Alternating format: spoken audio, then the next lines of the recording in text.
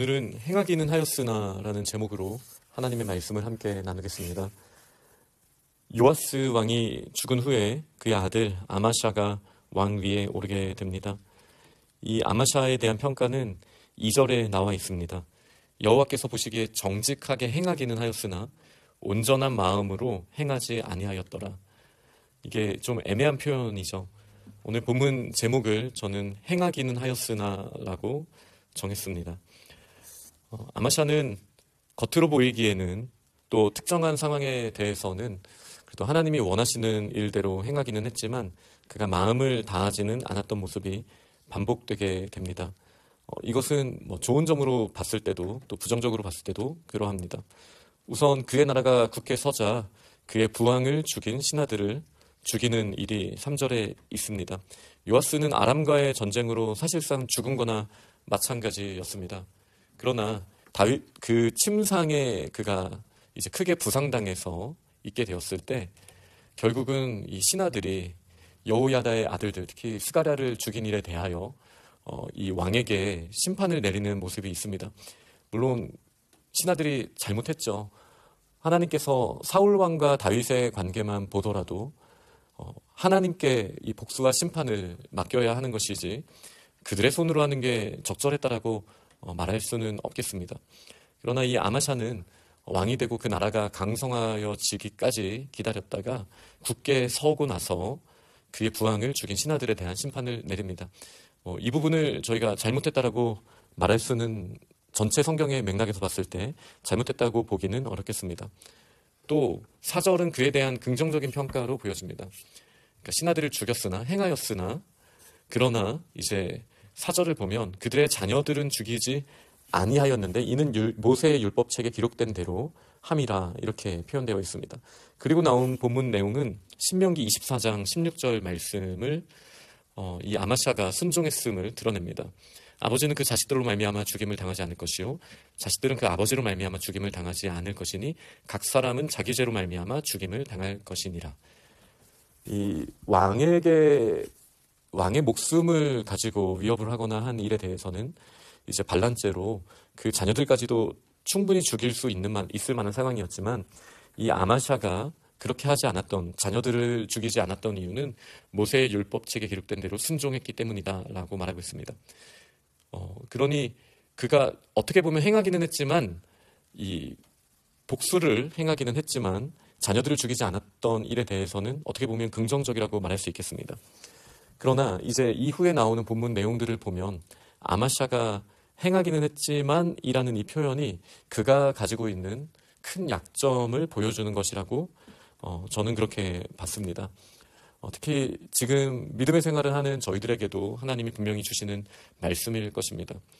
차든지 뜨겁든지 해야 될 저희들의 모습 가운데 어떻게 보면 적당히 걸쳐져 있는 모습이 나올 수 있다라면 오늘 아마샤에 대한 내용을 보면서 저희가 또 내일까지의 본문을 보면서 저희 스스로가 또 하나님 앞에서 또 겸허히 전심을 다하는 마음을 저희들에게 허락하여 주옵소서, 온전한 마음을 허락하여 주옵소서, 이렇게 저희가 구하며 나아갈 수 있기를 바랍니다. 먼저 오늘 본문에 나온 내용은 유다 사람들을 군인으로서 모으게 됩니다. 족속을 따라서 천부장과 백부장들을 세우게 되었고 유다와 베냐민 중에 30만 명의 전쟁할 자들 세우게 됩니다. 뿐만 아니라 이제 북이스라엘에서부터 100달란트를 주고 이제 용사 10만 명을 고용하는 일이 있었습니다. 그 이유는 이 아래 보면 세일 자손과의 이제 전쟁이 있었기 때문임을 저희가 볼 수 있습니다. 이 전쟁을 해야 되는 상황에서 또다시 행하기는 하였으나가 나오는 거예요. 유다인들 중에서 준비를 했지만 이 정도는 안 되겠는데 하고 그 부모 세대에 또 그 위에 이제 여호사밧 때부터 계속 문제가 됐던 북이스라엘과의 관계를 끊지 못하고 돈을 주고 여기서 용병을 고용하는 일이 있게 됩니다. 그러니까 뭔가 전쟁을 준비하기는 했지만 또 여전히 하나님을 제대로 의지하지 못하는 모습이 나오는 것이죠. 그래서 하나님의 사람이 아마샤에게 이스라엘 군대를 왕과 함께 가게 하면 안 됩니다 라고 말을 합니다. 그리고 지금까지 아마샤의 패턴대로 이 말에 순종하기는 합니다. 여전히 염려하고 순종하기는 하지만 그가 던졌던 질문은 이거였습니다. 물론 이 선지자가 말한 것은 하나님이 함께 하시는데 만약에 이스라엘 군대와 같이 가면 하나님이 함께 하시지 않을 수 있습니다. 그리고 하나님이 함께 하시지 않으면 하나님께서 적군을 통하여 왕을 치실 수 있습니다. 이게 정확한 말이라고 할 수 있잖아요. 이 말을 듣고 그건 안 되겠는데 라는 생각을 합니다. 그래서 순종하기는 하지만 그의 마음에 들었던 첫 번째 질문은 이거였습니다. 이미 100달란트를 이스라엘에게 줬는데 이 100달란트는 어떻게 해야 되지? 라는 질문을 합니다. 그러니 행하기는 하지만 여전히 찝찝함이 남아있는 모습이 있는 거예요. 이런 모습을 저희들도 여전히 오늘날도 가질 수 있다는 것이죠. 하나님의 말씀에 순종하기는 하지만 그러나 그것이 때로는 물질의 문제든 관계의 문제든 아니면 세속에서의 문화의 문제든 저희가 행하기는 하지만 전심으로 하나님 앞에 구하지 못하는 모습은 여전히 저희들에게도 있을 수 있고 아마샤에게 있어서는 이 문제는 북이스라엘과 맞닿아 있었고 또 물질과 맞닿아 있었습니다. 하나님을 의지하지 않고 또 자신의 계략대로 의지할 만한 두 이름이었잖아요. 이스라엘의 군사력과 또 자신이 가지고 있던 돈, 이 두 가지를 의지하면서 하나님을 전심으로 의지하지는 않았던, 그렇다고 하나님을 전혀 의지하지 않았던 모습은 아니었던 것이죠. 이렇게 한쪽 발을 또 걸치고 있는 모습을 저희가 보게 됩니다. 아마샤는 순종하기는 합니다. 그래서 그 에브라임에서 온, 다시 말해 북이스라엘에서 온 이 군대를 그들의 고향으로 돌아가게 하였습니다. 그 무리가 심히 분노하며 고향으로 돌아갔다라고 10절은 그렇게 기록하고 있습니다. 돈을 받고 돌아갔는데 왜 분노하며 돌아갔을까라고 이제 생각해 봤을 때 본문에 정확하게 나와 있지는 않지만 그 돈을 달라고 했거나 아니면 그 돈을 빼앗았기 때문일 가능성도 있겠죠. 그러나 아마 더 큰 맥락에서 봤을 때에는 전쟁에서 승리하고 나서의 전리품을 더 많이 기대했을 수 있지 않습니까? 그리고 세상의 눈으로 봤을 때는 아무리 생각해봐도 40만 명의 이 군대가 있으면 이쪽이 이길 게 뻔한데 우리가 가서 쉽게 이기고 이 전리품을 가지고 올 텐데 이 왕이 갑자기 마음을 바꿔서 돌아가라고 했으니 이제 화가 났었을 것이다 이렇게 생각할 수 있겠습니다. 그리고 아마샤는 그 이후에 담력을 내어서 소금 골짜기에서 세일 자손 10,000명을 죽이고 이기게 됩니다. 또 10,000명을 사로잡아서 그들을 바위 꼭대기에서 밀쳐내서 그들을 죽이는 일이 또 있게 됩니다. 그러니까 하나님의 말씀에 순종해서 이제 승리하였죠. 그러나 이제 아마샤가 경험한 건 무엇이죠? 그들과 함께 하기로 약속했었지만 아마샤가 돌려보낸 그 10만 명이 사마리아에서부터 베토론까지 유다 성읍들을 약탈하고 3,000명을 죽이고 물건을 많이 노략하는 일이 있던 것으로 오늘 본문은 끝나게 됩니다. 안 그래도 전심으로 하나님을 구하지 못했던 이 아마샤가 적당히 걸쳐놓는 일을 반복했던 이 아마샤가 순종한 이후에 이런 어려운 일이 일어나게 되었다면 앞으로 아마샤의 신앙생활의 모습은 어떤 모습이 될 가능성이 크겠습니까? 적당히 순종하면서 내가 제대로 순종했다라고 생각한 아마샤에게 그 결과값으로 적당한 순종의 결과값으로서 또 어려운 일이 찾아왔을 때 이제 아마샤가 어떻게 변하게 되는지는 저희가 내일 본문을 통해서 더 크게 볼 수 있겠습니다. 그러나 전심으로 구하지 못했을 때 온 이 어려움은 우리의 믿음을 더 강하게 하지도 못하고 하나님의 나라를 더 왕성하게 하지도 못합니다. 오히려 이 나쁜 왕의 끝판왕이라고 할 수 있는 므낫세 같이 전심으로 악을 구하였던 사람들은 차라리 제대로 회심하고 회개할 기회라도 얻을 수 있습니다. 내가 얼마나 죄인 중에 죄인이고 괴수 중에 괴수였는지를 돌아보기에 분명하기 때문인 것이죠.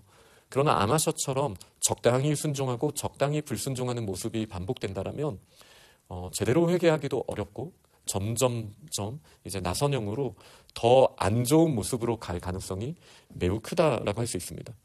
그는 적당히 순종하고 적당히 불순종함으로써 찾아온 이 결과 북이스라엘 사람들을 돌려보냈지만 그들이 오히려 유다 성읍을 약탈하고 또 사람들을 죽인 모습을 통해서 하나님께 순종하는 것이 옳은 일이 아닐 수 있겠다라고 생각을 했을 것입니다. 아까 신하들은 죽이고 자녀들은 살려뒀죠. 하나님의 법대로 했습니다. 그 자녀들과의 관계는 어땠을까요? 같이 살아가면서 불편한 일들이 없었을까요? 그러면 감정적으로 그때 죽였어야 되는데 라는 생각을 하지 않겠습니까? 이스라엘과의 관계가 어려워질 때 그때 그 선지자의 말을 듣지 말았어야 되는데 라고 생각하지 않겠습니까? 이렇게 전심으로 순종하지 않고 적당히 남겨놓은 이 불순종의 이 씨앗은 반드시 뿌리를 내리고 우리의 마음을 강팍하게 만들 수밖에 없습니다. 그러니 저희가 지금 오늘날을 살아가는 저희들에게 하나님께서 요구하시는 것은 무엇입니까? 오늘 2절에 나온 평가에 우리가 돌아보면서 아마샤는 온전한 마음으로 하나님을 따르지 못했지만 우리는 행하기는 하되가 아닌 전심으로 하나님을 찾는 것, 물론 실수하죠. 전심으로 찾을 때도 실수하죠. 그러나 전심으로 찾다가 실수할 때는 우리는 하나님 앞에 무릎 꿇고 돌이킬 수 있는 기회가 있습니다. 저희가 부족하지만, 실수하지만, 넘어지지만, 그러나 우리가 전심으로 온전한 마음으로 또 인테그리티를 가지고 하나님을 구하며 나아갈 때 다윗처럼 하나님의 마음에 합한 자가 될 수 있는 것입니다. 말씀을 맺겠습니다.